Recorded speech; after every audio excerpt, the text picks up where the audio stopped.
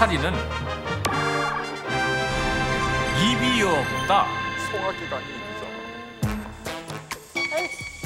우리가 평소 알고 있는 수많은 곤충들에게는 분명 먹이를 먹기 위한 입이 다양한 형태로 있습니다. 입도 없는 것들은 왜 이렇게 귀찮게. 그런데 하루살이는 입이 없어 밥도 못 먹는다? 수혈. 하루살이 입에 관한 스펀지 가족의 집. 살기도 바빠 먹지 않는다는데 하루살이 연구팀을 찾아가 물어보았습니다. 하루살이 정말 연구팀이 하루살이는 입이 없습니까? 맞습니다. 하루살이는 입이 없습니다.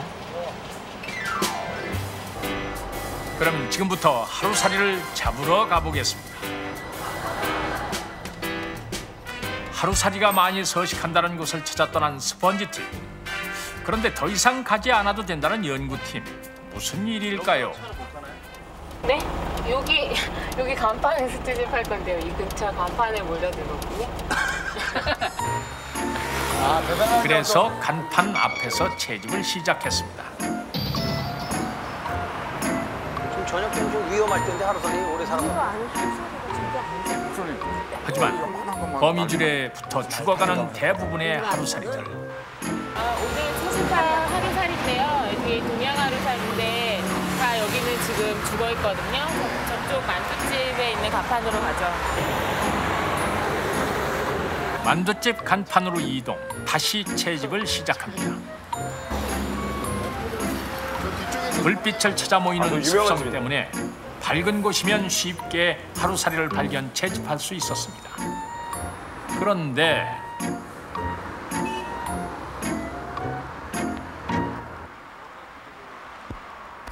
갑자기 내리기 시작하는 비.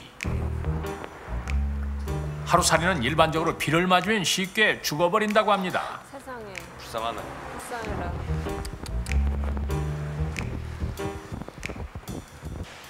그래서 더 이상 채집을 포기하고 다시 연구실로 돌아가기로 했습니다.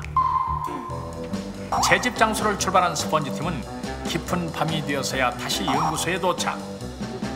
수명을 다해가는 하루살이를 관찰하기 위해 좁혀지기 시작했습니다. 그럼 지금부터 채집된 하루살이를 통해 입의 존재 여부를 확인해 보겠습니다.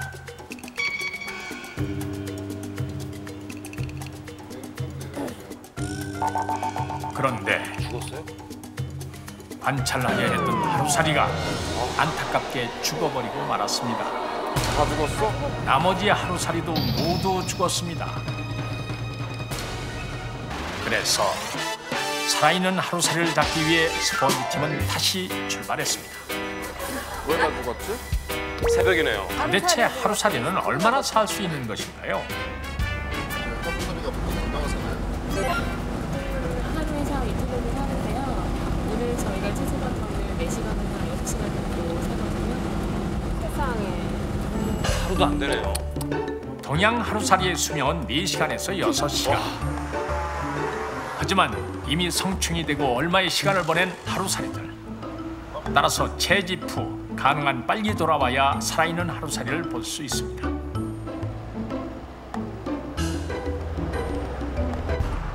마침내 다시 연구실로 돌아온 스펀지팀.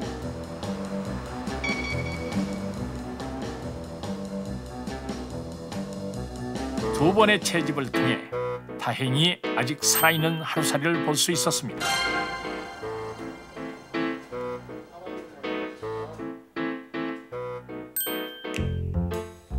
그럼 다시 관찰을 시작하겠습니다. 정말 하루살이는 입이 없을까요?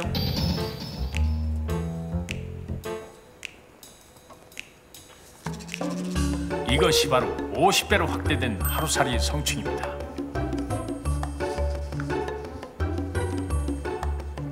양쪽 눈 사이 분명 아무리 봐도 입이 없습니다. 입이 없는 하루살이는 어떻게 살 수 있을까요? 시대 화석에서는 하루살이 성충에서도 입의 구조가 이렇게 나타나는 것을 볼 수가 있는데요. 얘네들이 점점 진화를 하면서 그 종족 번식으로서만 진화를 할 수 있게끔 되었기 때문에 입이 태아가 되었습니다.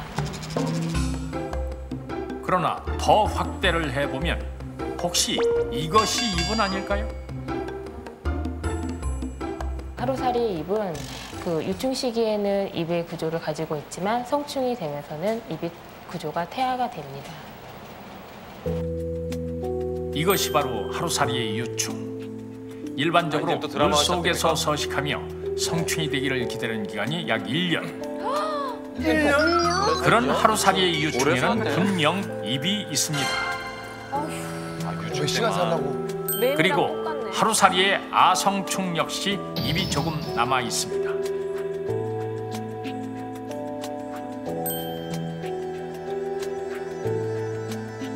하지만 하루살이의 성충을 보면 분명 입이 없어졌습니다.